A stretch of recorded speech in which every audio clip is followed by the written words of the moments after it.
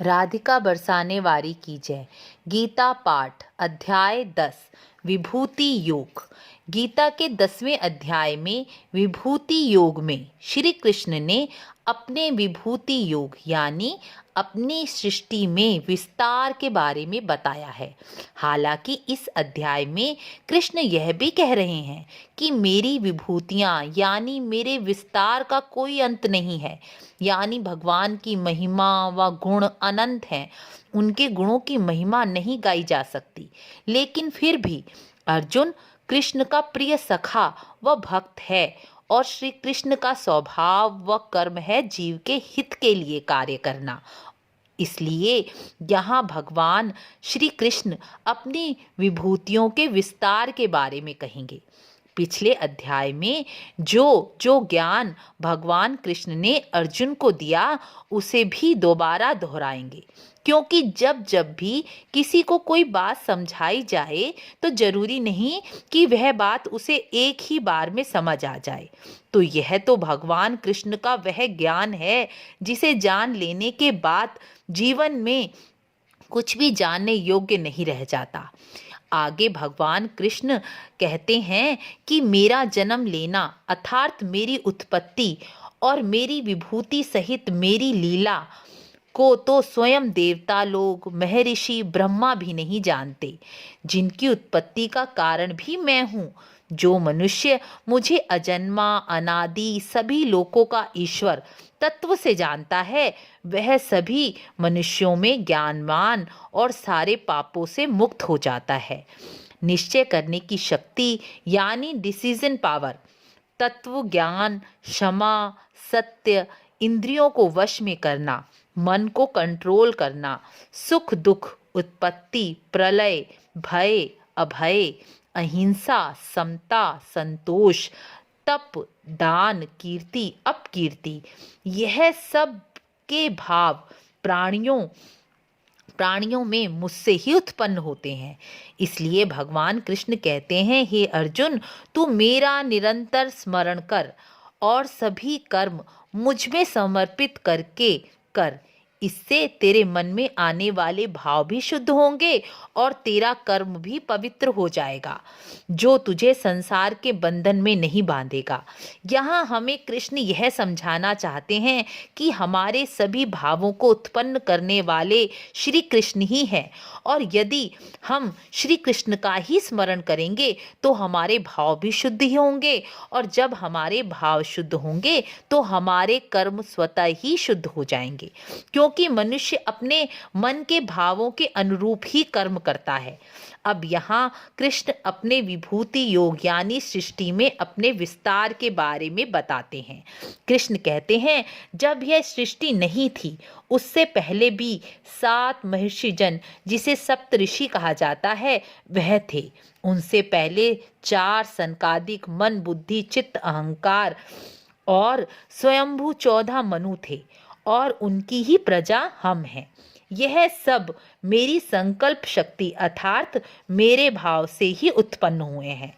जो मनुष्य मेरी इन विभूतियों को, मेरी योग शक्ति को तत्व से जानता है, वह मनुष्य भी मेरी इसी योग शक्ति के सहारे मुझ में स्थित हो जाता है।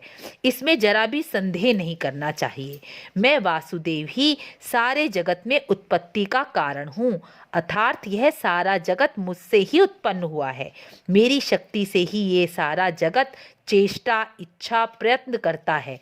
इस प्रकार जो मनुष्य मुझे तत्व से समझकर श्रद्धा व भक्ति से मुझे भजता है वह मुझे ही प्राप्त होता है। इस प्रकार समझें कि जैसे यदि हम किसी विशेष कर्म को करने के लिए किसी ट्रेनिंग पर जाते हैं, वहाँ हम उस कार्य को करने की विधि जानते हैं, उसका प्रैक्टिकल करते हैं और स्टूडेंट से उस विषय के बारे में चर्चा करते हैं, अपनी गलतियाँ, अपनी शंकाओं का समाधान भी करते हैं, तभी हम उस कार्य में निपुण हो जाते हैं। ऐसे ही भगवान की भक्ति है। जब हम भगवान के गुणों की महिमा सुनते हैं, सत्संग करते हैं, भगवान की याद में रहने के लिए निरंतर प्रयत्न करते हैं, तो हम भी भगवान के तत्व को, ज्ञान को जानने के अधिकारी हो जाते हैं। और जिस तरह यहाँ कृष्ण अर्जुन को गुरु की तरह ज्ञान दे रहे हैं, उसी तरह हमारे मन में भी तत्व ज्ञान के प्रति इच्छा प्रकट होने पर भगवान स्वयं ही हमारी सहायता करते हैं, अर्थात भगवान गुरु के द्वारा स्वयं हमारा कल्याण कर देते हैं। भगवान यही बात अर्जुन को समझा रहे हैं। अब ऐसा लगता है कि अर्जुन को भगवान कृष्ण की कही बातें समझ में आने लगी हैं। तभी अर्जुन भगवान कृष्ण से कहते हैं, हे भगवान, आप परम ब्रह्म, परम धाम, परम पवित्र, देवों के देव, अजन्मा और सर्वव्यापी हैं। देव ऋषि नारद, असित, देवल ऋषि, महर्षि व्यास भी आपके लिए यही कहते हैं। मैं आपकी कही गई बातों को सत्य मानता हूँ। आप ही सभी भूतों यानी सभी प्रकार की वस्तुओं जो दृष्टि से देखी जाती हैं उनको उत्पन्न करने वाले हैं, जगत के स्वामी हैं, पुरुषोत्तम हैं और अपने से ही अपने को जानते हैं। यहाँ इस पंक्ति का अर्थ यह है कि हमारे शरीर में जो ईश्वर का अंश आत्मा है उसी को जानने के लिए हमारे मन में जो इच्छा प्रकट होती है, अर्थात वह मन भी भगवान की इच्छा शक्ति का ही अंश है, उसी से हम अपनी आत्मा का साक्षात्कार करते हैं, यानी अपने से ही अपने को जानना। आप ही अपनी विभूति यानी ईश्वर ही अपने गुणों और महिमा को बता सकते हैं, दूसरा कोई नहीं। इसलिए अर्जुन कह रहे हैं कि आप अपनी परम ऐश्वर्य विभूति यानी गुणों का विस्तार पूर्वक कहिए। मेरी आपके गुणों को सुनने की उत्कंठा बनी हुई है, आप इसी इच्छा को पूर्ण कीजिए। इस प्रकार अर्जुन के पूछने पर श्री कृष्ण कहते हैं, मेरी विभूतियां अर्थात मेरी गुण, मेरे महिमा के विस्तार का कोई अंत नहीं है। सब भूतों का आदि अंत मध्य मैं ही हूँ, अर्थात संसार में जो था सभी लोकों में जो हो रहा है उसकी शुरुआत, उसका मध्य और उसका अंत मुझसे ही होता है। जैसे मनुष्य किसी भी कार्य की शुरुआत करता है और उसका कार्य करता है और उस कार्य का अंत भी होता है, उसमें उसी जीवनी शक्ति जिससे वह मनुष्य कार्य कर रहा है वह मैं ही हूँ। आगे कृष्ण कहते हैं, अदिति के 12 पुत्रों में मैं विष्णु यानी वामन अवतार हूँ। ज्योतियों में मैं सूर्य हूँ। सूर्य के प्रकाश के आगे कोई प्रकाश नहीं ठहरता। यहाँ भगवान हर कार्य का जो सर्वश्रेष्ठ पाठ है अर्थात उसका जो महत्वपूर्ण गुण है वह स्वयं भगवान है, ऐसा कह रहे हैं। नक्षत्रों में मैं चंद्रमा हूँ, इंद्रियों में मैं मन हूँ। इसलिए भगवान कृष्ण कहते हैं मन को कंट्रोल करें। मन को कंट्रोल कर लिया तो सारी इंद्रियां स्वतः ही कंट्रोल हो जाएंगी। इंद्रियों का राजा मन है, यानी इंद्रियों का महत्वपूर्ण गुण मन हुआ। यहाँ उसी सर्वश्रेष्ठ पाठ की बात की जा रही है। वेदों में मैं सामवेद हूँ, देवों में मैं इंद्र हूँ, एकादश रुद्रों में मैं शंकर हूँ, यक्ष और राक्षसों में मैं धन कुबेर हूँ, 8 वसुओं में मैं अग्नि हूँ, पर्वतों में मैं सुमेरु हूँ, पुरोहितों में मैं बृहस्पति हूँ, सेनापतियों में मैं स्वामी कार्तिकेय हूँ, जलाशय में मैं समुद्र हूँ, महर्षियों में मैं भृगु हूँ, अक्षरों में मैं ओमकार हूँ जो सृष्टि का अक्षर ब्रह्म कहलाता है। यज्ञों में मैं जप यज्ञ हूँ, स्थिर रहने वालों में मैं हिमालय हूँ, वृक्षों में मैं पीपल हूँ, देव ऋषियों में मैं नारद मुनि हूँ, गंधर्वों में मैं चित्ररथ हूँ, सिद्धों में मैं कपिल मुनि हूँ। हे अर्जुन, घोड़ों में मैं उच्च श्रेवा घोड़ा हूँ, हाथियों में ऐरावत हाथी हूँ, मनुष्यों में मैं राजा हूँ। राजा को भी भगवान के सदृश ही समझा गया है। जिस प्रकार माता पिता गुरु को भी भगवान के समान माना गया है। शस्त्रों में मैं वज्र हूँ, गायों में मैं कामधेनु हूँ। शास्त्र रीति से संतान की उत्पत्ति का कारण यानी कामदेव भी मैं हूँ। यदि संसार में स्त्री पुरुष एक नहीं होंगे तो सृष्टि का विस्तार नहीं हो पाएगा। इसलिए धर्म के अनुसार संतान उत्पत्ति करने के लिए जो कारण है वह भी ईश्वर ही है। सर्पों में वासुकी हूँ, पितरों में अर्यमान नामक पितरेश्वर हूँ, कर्मों के फल के अनुसार गति प्रदान करने वाला यमराज हूँ। दैत्यों में भक्त प्रहलाद हूँ और गिनती करने वालों में मैं समय हूँ। क्षण, घड़ी, दिन, पक्ष, मास में जो समय है वह मैं हूँ। हम समय को बांध नहीं सकते। वह समय स्वयं भगवान कृष्ण है। पवित्र करने वालों में मैं पवित्र वायु हूँ। शस्त्रधारियों में मैं राम हूँ। मछलियों में मैं मगरमच्छ हूँ। नदियों में मैं गंगा हूँ। विद्याओं में मैं ब्रह्म विद्या अर्थात योग हूँ, जिसे जानने के बाद कुछ शेष नहीं रहता। सबका नाश करने वाली मृत्यु और उत्पत्ति के कारण यानी जीवन भी मैं हूँ। स्त्रियों में कीर्ति, श्री, वाक, स्मृति, मेधा, धृति, क्षमा, जिन जिन स्त्रियों में यह गुण पाए जाते हैं वह साक्षात लक्ष्मी स्वरूपा ही मानी गई है। छंदों में मैं गायत्री हूँ। महीनों में मैं मार्गशीर्ष हूँ। ऋतुओं में मैं बसंत ऋतु हूँ। अर्जुन, छल करने वालों में मैं जुआ हूँ। अर्थात भगवान से ही अच्छाई और बुराई दोनों ही प्रकट हुई। ईश्वर की छाती से धर्म प्रकट हुआ और ईश्वर की पीठ से बुराई यानी अधर्म प्रकट हुआ।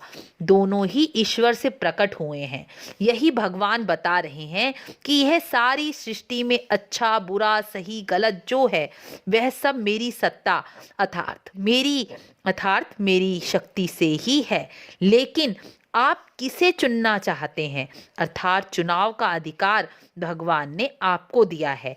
इसलिए ही तो भगवान कृष्ण ने इतना बड़ा रहस्य गीता में खोला है कि कर्म करने का अधिकार आपको है, लेकिन वही कर्म जब आप अपने स्वार्थ के लिए करोगे तो वह आपको बुराई की तरफ, अधर्म की तरफ ले जाएगा। वही बात हमें गीता से समझनी है। इसलिए भगवान के सामने ही प्रणाम किया जाता है, भगवान के पीछे पीठ की तरफ नहीं। भगवान ने कहा है कि मनुष्य अपने कर्म स्वयं चुन सकता है। यह अधिकार भगवान ने मनुष्य को दिया है। भगवान ने मनुष्य को बुद्धि दी, ज्ञान दिया, संयम दिया, जिस कारण उसे चुनाव का अधिकार भी दिया। इसीलिए कहा गया है कि सब मुझसे ही उत्पन्न हुआ है, पर चुनाव किसे करना है? आपको। आगे कृष्ण कहते हैं, जीतने वालों की विजय मैं हूँ। वृषणवंशियों में वासुदेव यानी तुम्हारा सखा हूँ मैं। पांडवों में मैं धनंजय हूँ, अर्थात तू भी मैं हूँ। यानी यहाँ कृष्ण कह रहे हैं, जहाँ कहीं भी किसी वस्तु का जो सर्वश्रेष्ठ है वह मैं ही हूँ। यहाँ पर एक तात्पर्य और निकलता है कि जब धनंजय ही श्री कृष्ण हैं तो कृष्ण के मन में ही शंका उत्पन्न हुई और कृष्ण ही उन शंकाओं का समाधान कर रहे हैं, यानी तत्व ज्ञान दे रहे हैं। यही कृष्ण की योग माया का विस्तार है। यही हमें समझना है कि कृष्ण जो कर्म कर रहे हैं वो सब हमारे हित के लिए, हमें ज्ञान प्राप्त कराने के लिए ही कर रहे हैं। यह सब हमारे जैसे साधारण मनुष्य के कल्याण के लिए ही कहा जा रहा है। यही कृष्ण कहना चाहते हैं। आगे कृष्ण कहते हैं, मुनियों में मैं वेद व्यास हूँ। दमन करने वालों में मैं दंड हूँ। अर्थात यहाँ जो भी चर, अचर, जीव या निर्जीव वस्तु है वह सब मेरा ही स्वरूप है। मेरी विभूतियों का कोई अंत नहीं। इसलिए हे अर्जुन, तुझे यह जानने की कोई आवश्यकता नहीं है। मैं इस सारे जगत को अपनी योग माया के एक अंश मात्र से ही धारण करके स्थित हूँ। इसलिए तू केवल मुझे तत्व ज्ञान से जान। यदि अपना प्रत्येक कर्म तू मुझे समर्पित कर मुझे ही निरंतर स्मरण करके करेगा तो यही मुझे तत्व से जानना होगा। इसके साथ ही गीता के 10वां अध्याय पूर्ण हुआ। गीता पाठ का महात्म्य भी अवश्य सुने। वीडियो अच्छी लगी हो तो लाइक, शेयर, सब्सक्राइब अवश्य करें। राधे राधे।